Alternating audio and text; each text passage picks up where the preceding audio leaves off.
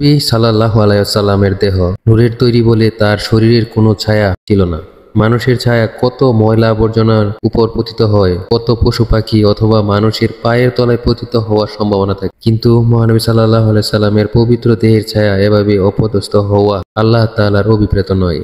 এজন্য আল্লাহ তাআলা তার দেহ ছায়াহীন করে তৈরি করেছেন। সুবহানাল্লাহ। রাসূল পাক সাল্লাল্লাহু আলাইহি ওয়াসাল্লাম যখন পথ দিয়ে চলতেন তখন এক খণ্ড মেঘ তার মাথার উপর ছায়া বিস্তার করে তার সঙ্গে সঙ্গে ভেসে বেড়াতে। হযরত হালিমা বর্ণনা করেন, শিশু মুহাম্মদ সাল্লাল্লাহু আলাইহি ওয়াসাল্লামকে আমার গৃহে আনার সাথে সাথেই রহমত বরকত প্রকাশ হতে লাগলো। এত পরিমাণ দুধ নির্গত হলো যে হযরত সাল্লাল্লাহু আলাইহি ওয়াসাল্লাম এবং তার দুধ ভাই একান্ত তৃপ্তির সাথে দুধ পান করে ঘুমিয়ে পড়তেন। আর উটনির দিকে চেয়ে দেখতে পাই সেগুলোর স্তন দুধে পরিপূর্ণ হয়ে গেছে। সুবহানাল্লাহ। হযরত হালিমা রাদিয়াল্লাহু তাআলা আনহা বর্ণনা করেছেন, তিনি কখনো শিশু মুহাম্মদ সাল্লাল্লাহু আলাইহি সাল্লামকে উলঙ্গ অবস্থায় রাখতে পারতেন না। সেরূপ করলেই তিনি চিৎকার করতেন।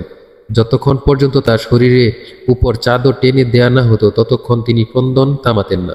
হালিমা রাদিয়াল্লাহু তাআলা আনহা বলেন, যেদিন হতে আমি জানতে পারলাম শিশু মুহাম্মদ সাল্লাল্লাহু আলাইহি সাল্লাম উলঙ্গ থাকতে পছন্দ করেন না, সেদিন হতে আর কখনো তাকে উলঙ্গ রাখিনি।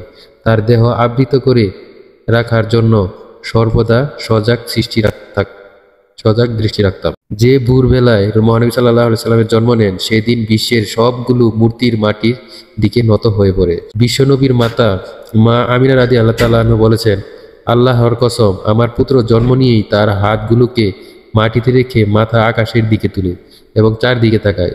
তারপর তার থেকে একটি নূর বা আলো ছড়িয়ে পড়ে ও সেই আলোয় সব কিছু দৃশ্যমান হয়।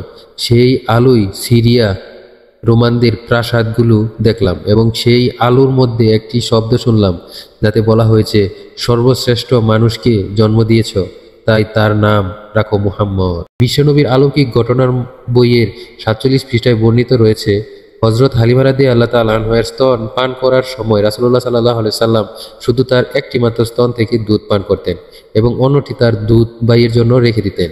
এমনকি হযরত হালিমা রাদিয়াল্লাহু তাআলা আনহা জোর করেও দ্বিতীয় স্তন থেকে দুধ পান করাতে পারতেন না।